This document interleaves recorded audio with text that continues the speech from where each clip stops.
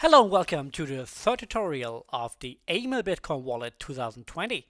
Today we will show you how to back up your wallet, which is actually super easy and doable in 3 steps.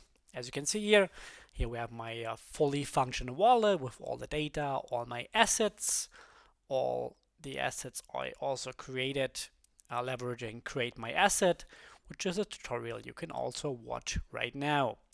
So how can I actually back up my wallet?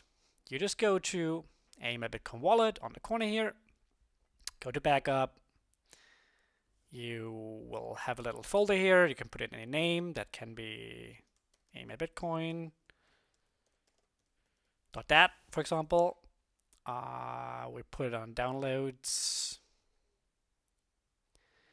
Go to save. It will actually ask you how to put in a passphrase. I don't have to do that right now because I already have one.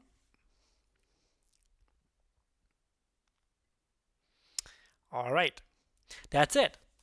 Thanks a lot for your time, and we see you in the next video.